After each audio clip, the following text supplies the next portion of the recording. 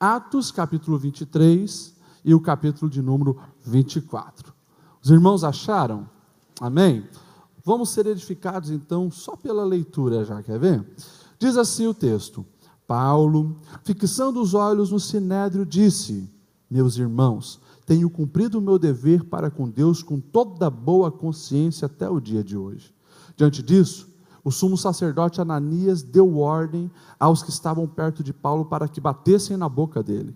Então Paulo lhe disse: Deus te ferirá, parede branqueada. Estás aí sentado para me julgar conforme a lei, mas contra a lei me mandas ferir?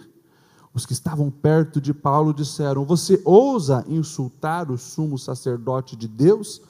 E Paulo respondeu: irmãos, eu não sabia que ele era o sumo sacerdote, pois está escrito: não fale mal de uma autoridade do seu povo. Então Paulo, sabendo que alguns deles eram saduceus e outros fariseus, bradou no sinédrio: irmãos, eu sou fariseu, filho de fariseu, estou sendo julgado por causa da minha esperança na ressurreição dos mortos. Dizendo isso, surgiu uma violenta discussão entre os fariseus e os saduceus, e a assembleia ficou dividida. Os saduceus dizem que não há ressurreição, nem anjos, nem espírito, mas os fariseus admitem todas essas coisas. Houve um grande alvoroço e alguns dos mestres da lei, que eram fariseus, se levantaram e começaram a discutir intensamente, dizendo: não encontramos nada de errado neste homem, quem sabe se algum espírito ou anjo falou com ele.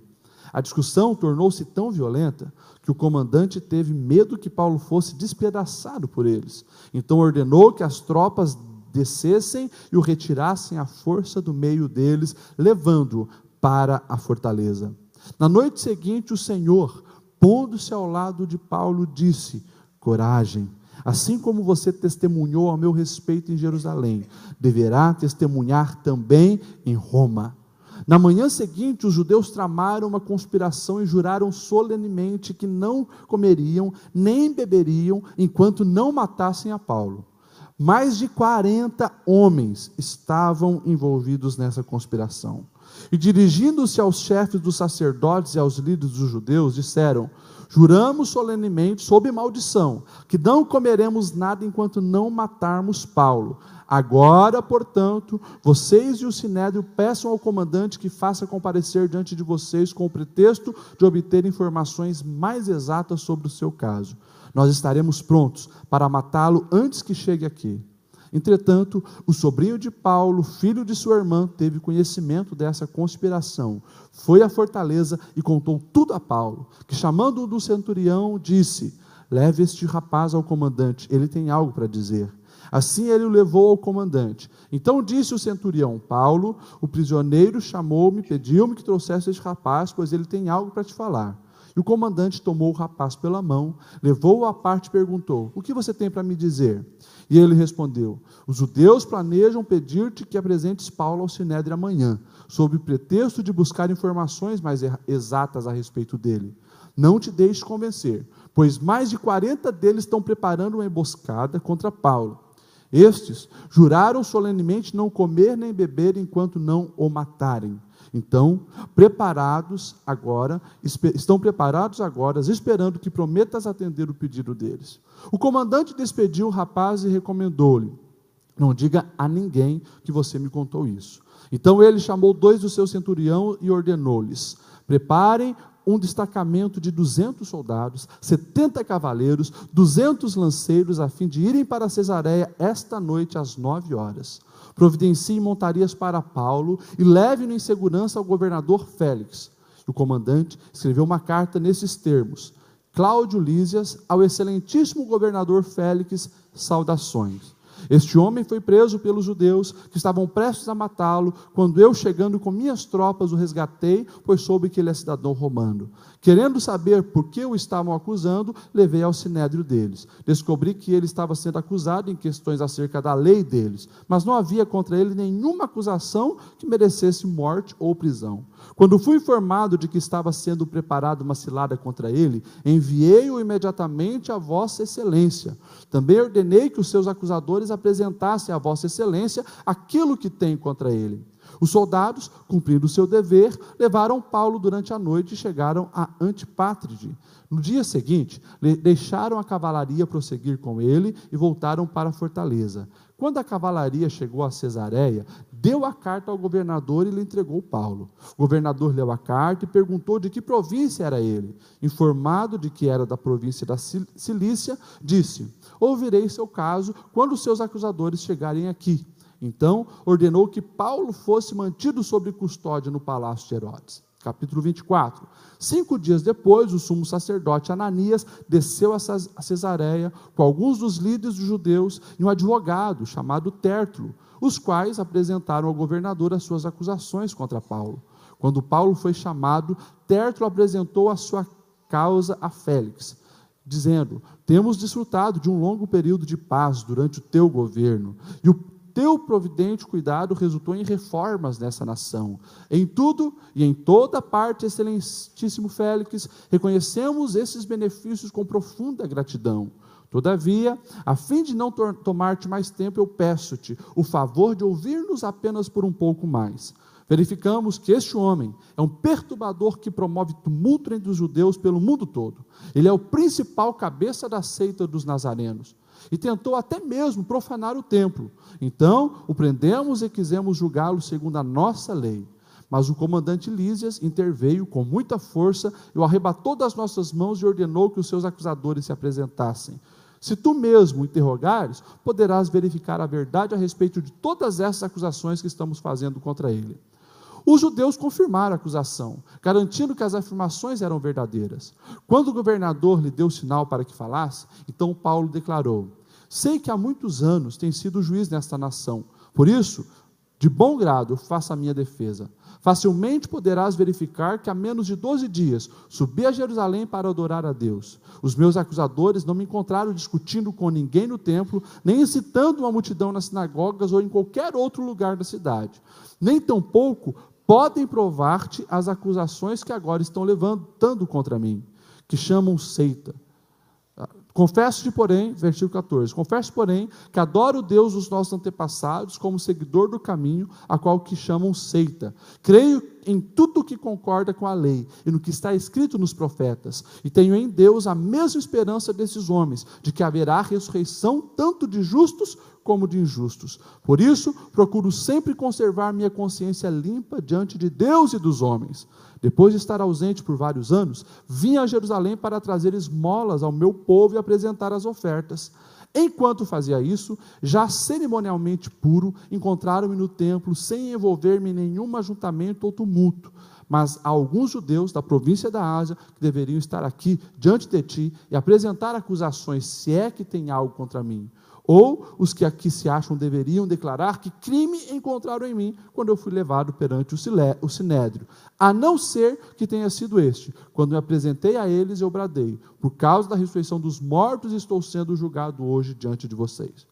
Então Félix, que tinha bom conhecimento do caminho, adiou a causa e disse: olha, quando chegar o comandante Lísias, eu decidirei o caso de vocês. E ordenou ao centurião que mantivesse Paulo sob custódia, mas que lhe desse certa liberdade e permitisse que os seus amigos o servissem.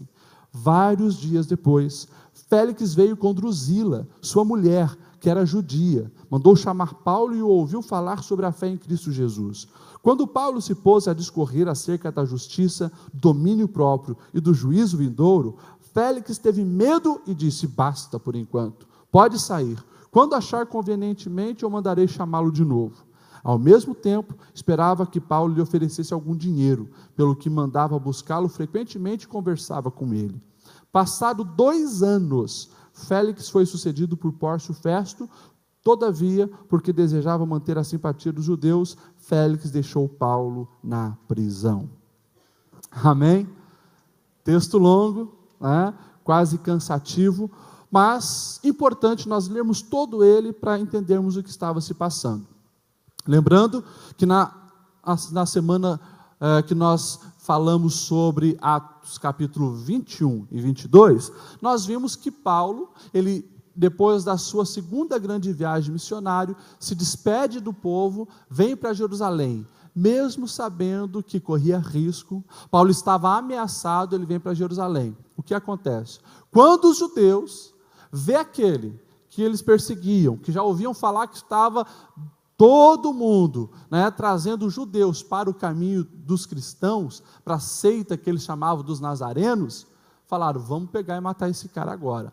Pegam Paulo, começam a linchá-lo, bater em Paulo, até que esse Lísias, que era um comandante do exército romano, vê aquele tumulto na cidade de Jerusalém, vai lá, intervém, tira Paulo da mão dos judeus. Quando Paulo está sendo levado ali para a fortaleza era aquela fortaleza Antônia, aquela fortaleza que ficava anexada ao templo e aquela fortaleza onde próprio Jesus havia sido condenado alguns anos antes. Agora Paulo estava sendo levado lá para a fortaleza, que justamente quando acontecia esses tumultos, o prisioneiro era levado lá para ficar protegido.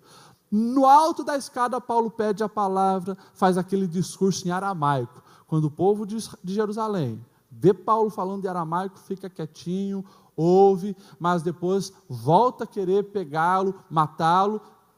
Paulo é levado então para dentro da fortaleza e depois então levado diante do Sinédrio, e aí começa o capítulo 23, ao qual nós lemos.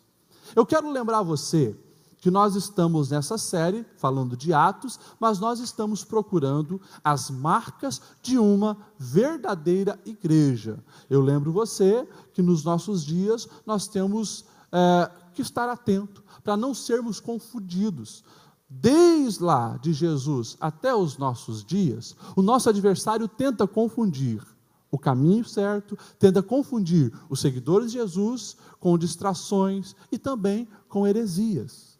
Você vai ver que desde o início da história da igreja, houve heresias, e esses 2000 anos, a igreja está de pé, a igreja está fortalecida, justamente porque se levantou contra as heresias e defendeu a verdade.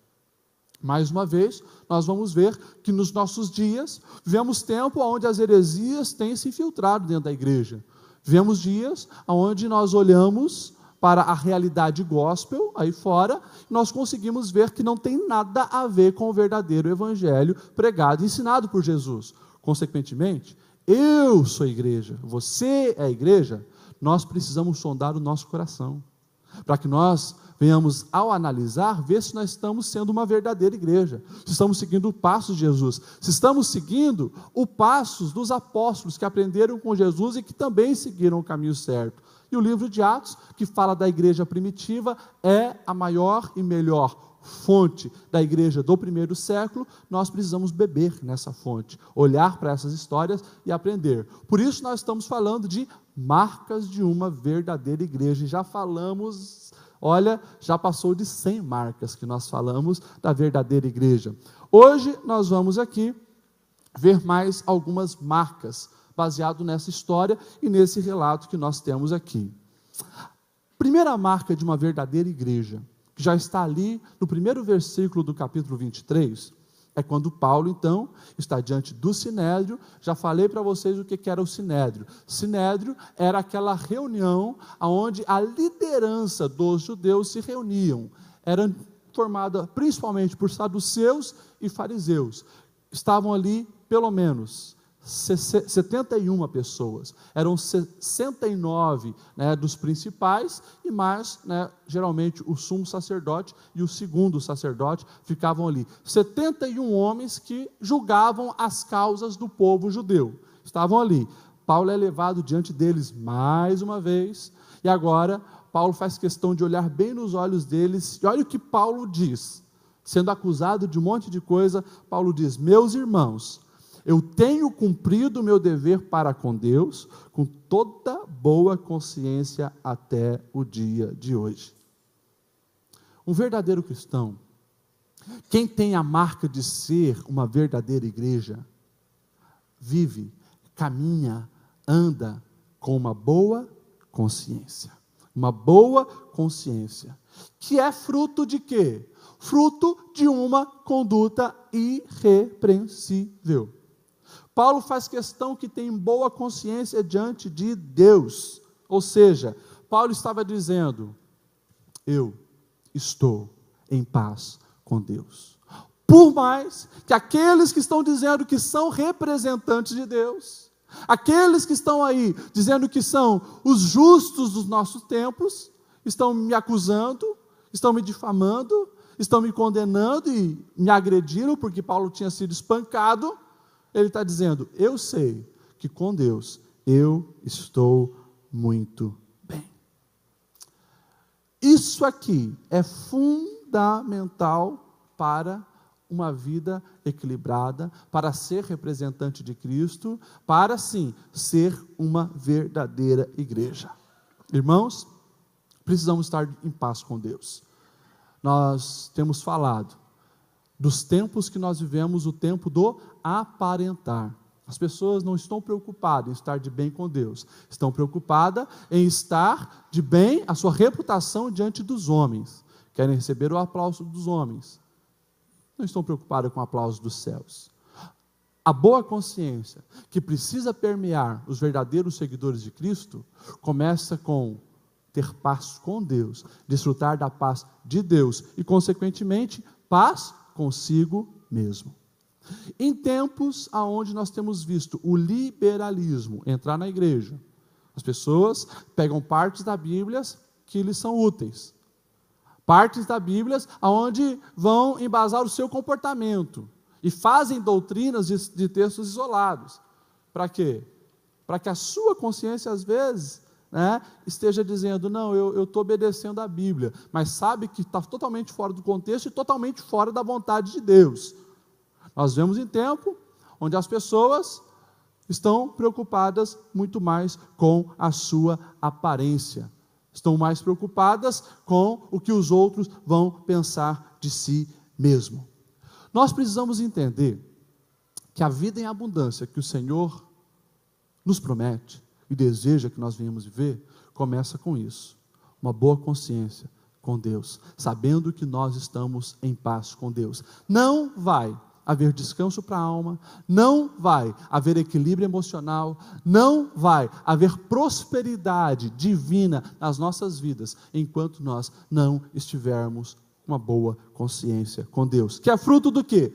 Fruto da obediência à palavra de Deus. Como é que eu faço, pastor, então, para ter uma boa consciência com Deus? Simples, olha para Jesus, ouça as suas palavras, siga os seus passos, obedeça a sua voz, você vai ter uma boa consciência com Deus. Consequentemente, você vai conseguir alicerçar a sua vida na rocha. Não vai ser na areia, qualquer vento, qualquer chuva se vai. Quando Paulo foi ensinar Timóteo, ele escreve na primeira carta a Timóteo, capítulo 1, verso 18 e 19, ele diz: Timóteo, combata o bom combate, olha só, como? Mantendo a fé e a boa consciência, que alguns rejeitaram e por isso naufragaram. Todos nós temos uma voz interior, a consciência, que diz que nós estamos no caminho certo, no caminho errado. Nós precisamos deixar que o Senhor conduza o nosso caminho, a nossa caminhada, as nossas escolhas, que nós venhamos ter essa boa consciência. Uma má consciência, uma consciência que fica sempre acusando: você fez errado, você não devia ter feito isso. Não, mas ninguém vai descobrir que eu mexi naquele dinheiro que não era para mexer, ninguém vai descobrir que eu falei mal do fulano, ninguém vai descobrir que eu traí a minha esposa, ninguém vai descobrir que eu traí o meu marido, ninguém vai descobrir que eu fiz isso de errado. A tua consciência está ali acusando. A vida de aparência corrói a alma. Quando não se tem a boa consciência, a pessoa vai definhando de dentro para fora. E daí você começa a entender por que em 2016, por que no século 21, com a ciência avançada, com o conhecimento na palma da mão no celular, por que as pessoas precisam de medicamento para dormir. Porque o nível de suicídio não para de crescer. Porque a depressão está sendo uma das doenças que mais tem afetado pessoas no mundo inteiro. Não tem uma boa consciência. Vivem vida de aparência, sorriso nos lábios, foto bonita no Facebook, curtindo todo mundo, indo nos melhores restaurantes, vestindo as melhores roupas, procurando diversão em todos os lugares, viaja o mundo inteiro, procura assistir todo tipo de filme, todo tipo de série, mas o coração está vazio, porque não tem a paz de Deus, não tem paz com Deus, não tem uma boa consciência consigo mesmo. E daí, não vive a vida em abundância que o Senhor deseja para cada um de nós. Por isso, nós precisamos ter essa boa consciência, que Paulo já começa dizendo: eu tenho essa boa consciência. Quando Ananias, que era o principal, imagine, é o presidente do conselho do Sinédrio, ele era ali, né, o sacerdote. Quando Ananias vê essa frase saindo da boca de Paulo, dizendo que tem uma boa consciência, está super de bem com Deus, ele que se achava representante de Deus, na mesma hora diz: dá um tapa na boca dele. E alguém que estava perto de Paulo, pá, vira a mão na boca de Paulo. É interessante a gente ver os frutos. Olha só o choque de caráter dessas duas personagens. Paulo havia sido já espancado no dia anterior, estava preso, levado diante do Sinédrio para mais uma vez ser acusado, e ele começa chamando aqueles que estavam acusando de meus irmãos. Agora, o outro, que se dizia representante de Deus, né, esse sacerdote, estava ali incitando a violência, mandando alguém agredir Paulo, tendo um comportamento baixo, vil, de total desrespeito ao ser humano, choque de realidade, mas evidenciando o que estava no coração. E é interessante que quando nós olhamos para a vida de Paulo, para as falas de Paulo, para o contexto de toda a existência de Paulo, nós vemos alguém que tinha uma boa consciência, podia colocar a cabeça no travesseiro e dormir tranquilo, tinha feito a vontade de Deus, tinha dado o seu melhor para cumprir o seu chamado, uma boa consciência. Que eu e você possamos desfrutar dessa marca de uma verdadeira igreja, que eu e você possamos ter convicção que nós estamos aonde Deus queria que nós estivéssemos. Pastor, isso é algo sério e algo difícil, sim. Mas nós precisamos ter essa boa consciência e lutar para que a vontade de Deus prevaleça na nossa vida. Fazermos aquilo que vem às nossas mãos, com esmero, com dedicação, amando a Deus e amando vidas. E assim, podendo sim, dizer como Paulo, ter uma boa consciência para com meu Deus. Segunda marca que eu vejo aqui, e quero citá-la, é justamente o respeito que Paulo tinha para as posições de autoridade. Paulo era gente como eu e você. E esse texto leva a gente a imaginar a cena. Paulo começa a dizer que tem uma boa consciência, o sacerdote Ananias diz, dá uma paulada na cara de Paulo, alguém bate em Paulo. Quando batem em Paulo, olha a reação. Paulo era gente de carne e osso como eu e você. Paulo fica tão indignado que ele diz assim: Deus te ferirá, parede branqueada. Estás aí sentado para me julgar conforme a lei, mas contra a lei me mandas ferir? Paulo ficou irritado. Paulo reagiu com as palavras: Deus te ferirá, parede branqueada. Já no primeiro pronunciamento de Paulo, já apanhou, e ele já depois soltou a sua indignação. Mas, olha o que diz o verso 4 e o verso 5. Os que estavam perto de Paulo disseram: você ousa insultar o sumo sacerdote de Deus? E Paulo respondeu: irmãos, eu não sabia que ele era o sumo sacerdote. Daí ele foi para a palavra, pois está escrito: não fale mal de uma autoridade do seu povo. Aquela figura trouxe ódio no coração de Paulo, mas quando ele reconheceu que era uma autoridade, ele pediu desculpa sobre aquilo que ele tinha falado. É interessante, quando Paulo perde as estribeiras, e é claro que isso aconteceu com Paulo, não acontece comigo e com você, né? Só o Paulo perdeu as estribeiras e falou no impulso. É interessante a expressão que ele fala, né? Parede embranquecida. Alguns estudiosos, eles já trazem algumas outras coisas a respeito da vida de Paulo. Alguns chegam a dizer que aquele espinho na carne que Paulo tinha era uma doença que o prejudicava na visão, porque uma das igrejas que ele visitou falou: olha, se pudesse, Paulo, nós tirávamos os nossos olhos e davam para você. Mas a maioria dos teólogos, ao interpretar esse texto, diz que a mesma ideia que quando nós vemos Jesus, chamando os hipócritas religiosos da sua época de sepulcros caiados. Por que sepulcros caiados?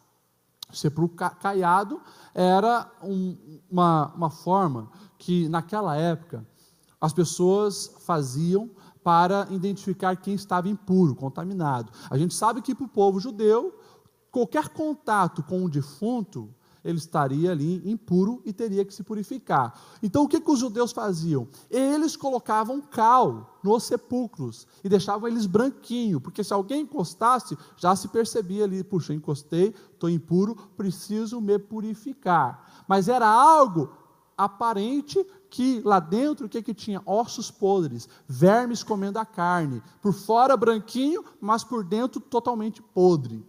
Era uma ideia de hipocrisia, uma ideia de falsidade, porque por fora era maravilhosamente branco, mas por dentro estava totalmente podre. Como diziam os antigos, tinha um ditado que falava: por fora, bela viola, por dentro, pão bolorento, quando era uma pessoa falsa. Era mais ou menos essa ideia, que Paulo estava ali agora chamando o sacerdote. E ele diz: Deus te ferirá, parede embranquecida. O que Paulo queria dizer? Você está nessa posição, mas eu acho que tu não merece estar nessa posição. Age com falsidade, totalmente longe de Deus. Paulo estava ali denunciando uma autoridade como farsante. Mas é interessante que quando Paulo é alertado, ele é o sumo sacerdote, na mesma hora, Paulo então diz: irmãos, eu não sabia que ele era o sumo sacerdote. Alguns pensam que Paulo estava sendo irônico, porque a atitude daquele homem não condizia com o sumo sacerdote. E alguns historiadores vão dizer que até mesmo essa fala de Paulo, ao dizer Deus te ferirá, depois se cumpre, literalmente, porque nós vamos ver esse sumo sacerdote, ele sendo assassinado pelos judeus no ano de 66, quando os judeus estavam armando um motim para se rebelar contra o exército romano, e descobre que esse sacerdote tinha vínculo com os romanos, no sentido de favorecimentos, de propinas, de corrupção, e ele é assassinado. Mas o que é uma marca de uma verdadeira igreja, que nós podemos olhar e aprender com isso? É saber que nós precisamos respeitar cargos de autoridade, mesmo na nossa indignação. Falou mal, volte atrás, se humilha, peça perdão. Isso não é feio para ninguém, mas nós precisamos entender aquilo que a palavra diz. Não há autoridade constituída que o Senhor não abençoou, que o Senhor não deu esse cargo, e nós precisamos entender essas realidades. Depois, no verso 21, nós vamos ver ali algo maravilhoso acontecendo. No meio do sinédrio, Paulo, ele usa da sua sabedoria e da sua perspicácia. Paulo, ele tinha a sua malandragem. Quando Paulo faz a leitura daqueles 71 homens, vê que metade praticamente fariseu, outra metade saduceu, sabendo da teologia deles, que os saduceus não acreditavam em anjos, não acreditavam em demônios, não acreditavam em ressurreição de mortos, os saduceus não acreditavam em nada disso. Em contrapartida, os fariseus acreditavam. Ele grita: irmãos, eu sou fariseu, sou filho de fariseu, e eu estou sendo condenado aqui porque acredito na ressurreição dos mortos. Quando ele falou isso, não mentiu, ele cria que Jesus tinha sido ressurreto dos mortos. Quando ele fala isso, o fogo acende, o sinédrio fica dividido, um começa ali a discutir com o outro, e o texto diz que eles foram para cima de Paulo, e o comandante teve que intervir, parar aquele encontro, porque o texto diz que Paulo ia ser despedaçado. Eu imagino cada um puxando de um lado, né, um puxando a perna, um puxando o braço, outro puxando a cabeça. Ele tem que intervir junto com os soldados romanos, levam novamente Paulo para a fortaleza, e ali então encerra aquela reunião no Sinédrio. Lá na fortaleza, Paulo provavelmente estava triste, porque é gente como nós, abatido. O verso 11 fala algo maravilhoso. Na noite seguinte, o Senhor, pondo-se ao lado dele, disse: Paulo, coragem, assim como você testemunhou ao meu respeito em Jerusalém, deverá testemunhar também em Roma. Paulo, naquela altura, ele era o homem mais odiado pelos judeus. A gente vê, depois dessa confusão no Sinédrio, o que eles fazem? Pelo menos 40 homens fazem um propósito de matar Paulo. E eles dizem: gente, nós não vamos comer, nós não vamos beber, nós não vamos cultuar, nós não vamos sossegar enquanto nós não matarmos esse Paulo, odiado. Paulo viu o que aconteceu lá no Sinédrio e pela segunda vez foi salvo na hora, como diz, né, salvo pelo gongo, da mão dos judeus que iriam matá-lo novamente. O Senhor aparece para ele, dizendo: filho, coragem. E aqui é marca e privilégio só de quem é verdadeiramente igreja. Tem o auxílio de Deus em todos os momentos. Momento difícil, momento angustiante, momento opressor na vida de Paulo, o Senhor estava ao seu lado. E o que o Senhor Jesus vem fazer? Vem encorajar Paulo. O que o Senhor Jesus vem fazer? Vem trazer aprovação para Paulo. Paulo, do jeito que você testemunhou aqui, desse jeito, com essa coragem, com essa ousadia, você vai testemunhar ao meu respeito lá em Roma. E aqui Paulo tem uma garantia, que não ia morrer ali em Jerusalém, uma garantia de que não ia morrer ali pelas mãos dos judeus. Paulo tem uma certeza, que o Senhor iria levá-lo até em Roma. E a gente vai ver que lá na frente, nos capítulos para frente, quando Paulo está no barco, que vem uma tempestade, acontece o naufrágio, Paulo já tinha certeza: gente, eu vou chegar até em Roma, nós não vamos morrer. Quando está na ilha de Malta, uma cobra pica, mas ele sabe que não vai morrer, porque ele está firmado na palavra de Deus. O Senhor prometeu para ele que ele iria a Roma, ele tinha essa convicção. Algo para nós aprendermos aqui nessa passagem. Não acreditem naquele velho ditado popular que diz: a voz do povo é a voz? Raramente. O povo estava odiando Paulo. O povo estava querendo matar Paulo. O povo estava difamando Paulo e mentindo, caluniando, inventando coisas para matá-lo. Era a fala do povo. Deus se posicionou diante dele e disse: filho, estou aqui contigo, você está no caminho certo, tenha coragem. Do jeitinho que você fez aqui, você vai fazer em Roma. Não acreditem que a voz do povo é a voz de Deus. Raramente isso acontece. Na maioria das vezes, ser cristão, ser igreja, é remar contra a correnteza. Na maioria das vezes, ser cristão é muitas vezes estar sozinho, cercado por gentes influenciadas pelo mal, e você ser ali, luz no meio das trevas, sal da terra. Nós somos diferentes, consequentemente, nós precisamos o que Deus está pensando, o que Deus está querendo. Não acreditem nisso. Raramente a voz do povo é a voz de Deus. Deixa a voz de Deus prevalecer na sua vida, mas tenha uma certeza: se você é igreja, você vai desfrutar desse privilégio, ter Deus contigo. As histórias da Bíblia estão aí para nos mostrar isso. E que coisa mais reconfortante, Tem algo mais reconfortante em saber que, independente se um exército vem contra mim, eu, com o Senhor, sou mais que vencedor? Eu, com o Senhor, sou a maioria? É Davi lá atrás entendendo isso, é o Sadraque, o Mesaque, o Abidenego, lá na Babilônia entendendo isso, sabiam que independente do tamanho do inimigo, a força do adversário, Deus estaria com eles. Pastor,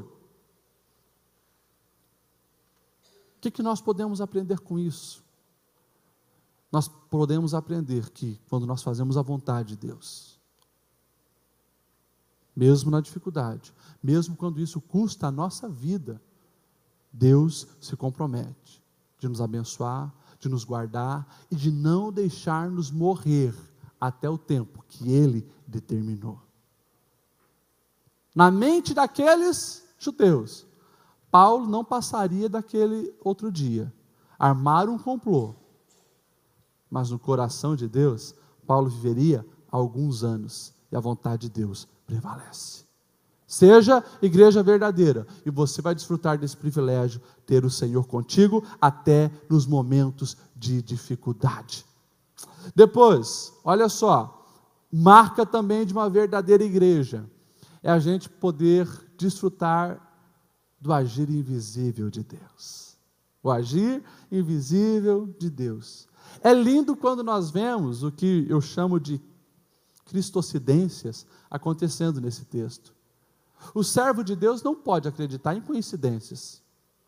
Coincidências não acontecem na nossa vida porque nós sabemos que cremos num Deus soberano, que tem o controle de todas as coisas da nossa vida. O sobrinho de Paulo fica sabendo desse complô, desses 40 homens que estavam armados, não comeriam nem beberiam se não matasse Paulo. O sobrinho dele fica sabendo. O que ele faz? Vai lá na fortaleza e fala para Paulo. Paulo, mais uma vez, desfruta de uma cristocidência. Além do sobrinho ficar sabendo de um complô muito bem arquitetado, que provavelmente não deveria ter vazado, mas vazou. A cristocidência é que Paulo tem a simpatia, tanto do centurião que estava cuidando da jaula dele, quanto do comandante Lísias. E daí, quando essa informação chega para o comandante Lísias, é lindo quando nós vemos esse agir do Senhor. Deus cuidando dos detalhes da vida de Paulo. Deus levanta um exército para proteger Paulo. Deus levanta um exército romano, que não estava nem aí para o cristianismo. Olha só, o comandante Lísias diz para o centurião, para 2 centurião, vocês são chefe de 100, centurião, chame o seu grupo, arrumem mais 70 cavaleiros e mais 200 lanceiros. O nosso adversário tinha levantado 40 homens para matar Paulo. O Senhor levantou 470 soldados romanos para proteger Paulo e levá-lo com segurança até Cesareia. Deus faz coisas maravilhosas que nós não entendemos. O que nós podemos saber? Se estamos com o Senhor, não temos o que temer. Deus mexe com o coração de pessoas que nem o conhecem, que nem têm um relacionamento com Ele, para abençoar a vida dos seus. Por isso que Paulo já tinha entendido isso, quando começou a pensar a respeito da vinda de Jesus. E daí ele vai dizer, quando veio a plenitude dos tempos, o Senhor chegou. Na plenitude dos tempos da história da humanidade, Jesus nasceu, o nosso Salvador. E daí a gente para pensar, como assim a plenitude dos tempos? E a gente começa a entender que os judeus já tinham preparado todo o terreno com as promessas da vinda do Messias, tinham divulgado isso. Todo o Antigo Testamento estava ali registrado. Jesus veio e cumpriu. A gente vai ver o exército grego antes do Império Romano. Nós vamos ver os gregos, implementando o helenismo. Alexandre o Grande nem imaginava que ao implementar o helenismo estaria contribuindo para o cristianismo, porque ele fez uma língua universal, o grego. Quando Aristóteles ensinava aos seus pés Alexandre o Grande, falava para ele: olha, para você conquistar e manter as nações debaixo da tua conquista, mude a cultura. O que Alexandre o Grande fazia? Não apenas conquistava a terra, trazia toda a cultura grega. Consequentemente, quando Jesus veio, todo o império ali, ao redor do mar Mediterrâneo, falava o grego. Por isso, o Novo Testamento escrito em grego facilitou o acesso das boas novas para as pessoas. Já o exército romano e o Império Romano não se interessou em mudar a cultura grega, deixou a língua grega sendo falada em todo ali o Mediterrâneo. Mas o que o exército romano queria? Conquista de terra. Queria o quê? Que as navegações fossem seguras, para que a comercialização acontecesse e eles tivessem dinheiro. O Império Romano estava preocupado com a política. Vamos construir estrada para que o comércio possa chegar até nas cidades e a gente ganhar dinheiro. Só que eles também não imaginavam que ao construir estrada, manter a paz nas estradas, manter a paz nos mares, estariam contribuindo para o cristianismo. Paulo vai falar que o mundo inteiro estava preparado para a vinda de Jesus, a plenitude dos tempos. Então ele sabia que o nosso Deus é soberano. Ele podia descansar nesse Deus.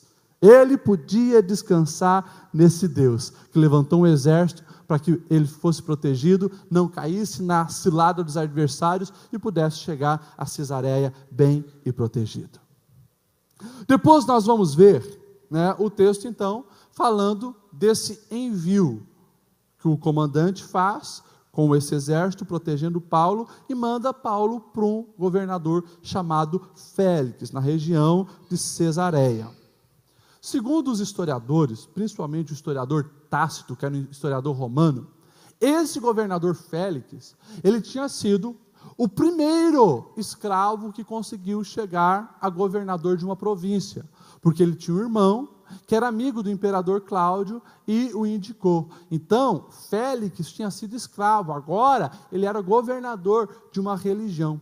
Ele recebe Paulo e daí 5 dias depois chega um advogado, junto com os acusadores judeus, para tentar incriminar Paulo diante de Félix. E é interessante que o advogado fala um monte de palavras bonitas, elogia falsamente, rasgando seda ali na frente de Félix, porque Félix ele era terrível. Félix não era pacífico como esse advogado vai falar. Félix, quando ia controlar as rebeliões, não tinha piedade, massacrava o povo, mas o advogado chega dizendo: nossa, mas você conseguiu trazer paz, o seu governo é maravilhoso, o seu governo é fantástico, elogia um monte, daí começa a traçar acusações para Paulo. Olha, tem causado rebelião, tem divulgado aí essa seita, tem causado tumulto, fez um barraco lá no templo, só que nada disso era verdade. Depois, quando Paulo então tem a oportunidade de falar, Paulo desconstrói todos os argumentos do adversário, e é interessante que Paulo fica algum tempo ali preso com Félix, e Félix de vez em quando chamava. Certa vez estava a esposa de Félix, Drusila, e ele então chama Paulo para falar a respeito do cristianismo para eles. E aqui nós vemos mais uma marca da verdadeira igreja. O versículo 24 e o versículo 25, lá do capítulo 24, vai dizer assim: vários dias depois, Félix veio com Drusila, sua mulher, que era judia, mandou chamar Paulo e o ouviu falar sobre a fé em Jesus Cristo. Quando Paulo se pôs a discorrer, olha o que Paulo começou a discorrer: acerca da justiça, do domínio próprio e do juízo vindouro, Félix teve medo e disse: basta, por enquanto, pode sair. Quando achar conveniente, eu mandarei chamá-lo de novo. Eu acho isso aqui maravilhoso. E isso é marca de uma verdadeira igreja. Qual marca, pastor Lediel? Pregar a verdade, independente do público. Pregar a verdade, independente do público que está ouvindo. Paulo não camuflou a verdade do Evangelho. Paulo não distorceu a verdade do evangelho para querer fazer uma média ali com o governador Félix. Pô, vai que cola, vai que ele se agrada de mim, se eu falar do jeito que ele gosta, vai que ele me libera de ficar aqui preso. Paulo não fez isso. Quando nós olhamos um pouco de história romana, quando nós vamos para os historiadores, como Tácito e Suetônio acompanhou muito o governador Félix. E Suetônio fala absurdos desse cara. Félix era um homem extremamente violento, imoral, porque como ele tinha era escravo e se tornou governador, sabendo que todo imperador, rei, governador da antiguidade tinha, né, os seus harém, com muitas mulheres disponíveis, esse cara se tornou altamente imoral, fã de orgias, e ele era chamado, né, Suetônio chamava de o governador das 3 rainhas, porque ele teve pelo menos 3 casamentos arrumados politicamente, queria só aliança e poder, era um cara obcecado pelo poder. Um desses casamentos até era com essa Drusila, porque essa Drusila, ela era filha daquele Herodes Agripa I. Essa Drusila também não era flor que se cheirava, ela era casada com outro rei. Drusila, ela era casada com o rei Azizo, de um rei lá da Síria, e o Félix havia convencido ela para abandonar o marido dela e ir morar com ele. Ou seja, pensa num casal complicado, pensa num casal imoral, adúltero, e daí, olha só, vamos voltar ao que Paulo começou a falar para eles, quando foi chamado para falar de Jesus Cristo. Olha só os 3 assuntos de Paulo: justiça de Deus, tem certo, tem errado. Quem faz coisa errada vai ter justiça. Paulo fala de ter domínio próprio para um cara que não conseguia controlar a sua violência, não conseguia controlar os seus desejos sexuais. E Paulo fala do juízo vindouro. Um dia vocês vão dar conta diante de Deus de todas as coisas que vocês falam, fazem e vivem. Gente, tem que ter muita coragem, discernimento, compromisso com Deus e com a palavra, para mesmo ali sendo um escravo, mesmo sendo um preso, mesmo sendo condenado, vem o governador daquela localidade e Paulo não tem medo de falar a verdade. A verdadeira igreja prega a palavra, ama a palavra, compartilha a palavra, não negocia, não dá jeitinho, não distorce para ficar mais bonita, não. A palavra precisa ser pregada, independente do público. Às vezes, a gente não prega a palavra, ou camufla a palavra, não, eu vou pegar leve para manter a amizade. Não estou falando para ser aqueles crentes malucos também, que já chega com o dedão na cara das pessoas, não é isso. Mas a gente não pode negar a palavra, distorcer a palavra. A gente precisa pregar a palavra de Deus. Qual foi o resultado disso? Olha o verso 25. Félix, o governador, ficou com medo do que aquele prisioneiro estava falando. E disse: basta, por favor, para. Num outro momento, eu vou te chamar para você continuar. A autoridade inverte. Deus deu tanta graça, tanta autoridade, quando viu um homem comprometido com a sua verdade, que o próprio governador ficou assustado e ficou com medo. O tempo passou para a gente finalizar.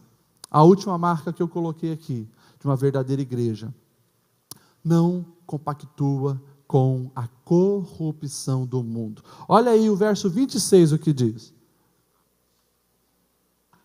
Félix, ao mesmo tempo, esperava que Paulo lhe oferecesse algum dinheiro, pelo que mandava buscá-lo frequentemente e conversava com ele. Olha aí, a tentação de se tornar corrupto, a tentação de corrupção batendo na porta de Paulo. O cara era governador, podia soltar ou manter Paulo quando ele bem quisesse. E ele, provavelmente, o texto diz que quando Paulo falou para se defender, Paulo disse: eu Fui para Jerusalém para levar oferta, levar dinheiro, ajudar os judeus necessitados. Provavelmente aquilo ficou matutando na mente desse governador corrupto. E ele imaginou, poxa, eu posso, quem sabe, me dar bem com esse cara também. Quem sabe ele pode aí molhar a minha mão, e eu solto ele, a gente faz uma troca aqui, né, de favores. Ele me dá dinheiro, eu libero ele. Paulo não aceitou. O texto diz, o último versículo diz, que por birra, para manter também o vínculo que Félix tinha com os judeus, mantém Paulo 2 anos encarcerado. 2 anos. Paulo fica preso por não negociar e aceitar as propostas indecentes do mal. Isso aqui é marca de um verdadeiro cristão, marca de uma verdadeira igreja. Não podemos compactuar com a corrupção do mundo. Não importa o que for te oferecer, vale a pena pagar o preço e ficar firme com o Senhor. Por mais que as consequências às vezes não são tão boas. Pode ter prisão, 2 anos preso, mas vale a pena. Se tivermos recebendo o aplauso do céu, se tivermos sendo uma verdadeira igreja, vale a pena. Amém? Vamos se colocar em pé. São marcas de uma verdadeira igreja. O verdadeiro cristão tem a consciência limpa, respeita as posições de autoridade, desfruta do auxílio de Deus nos momentos difíceis, desfruta do agir invisível de Deus, a soberania de Deus, prega a verdade independente do público e não compactua com a corrupção do mundo. Que o Senhor ache em mim, ache em você essas marcas. Que o Senhor nos ajude a nos fortalecermos e desenvolvermos aquilo que agrada o seu coração. Vamos ter aqueles 8 minutinhos de oração? Dobre o seu joelho, fale com esse Deus que te ama, que se importa contigo, que te chama para ser igreja nos desafios dos nossos dias. Se você não pode sentar, não tem, se ajoelhar, fique sentadinho mesmo, não tem problema. Mas vamos orar, vamos falar com Deus. Nós precisamos abrir o nosso coração para o nosso Pai.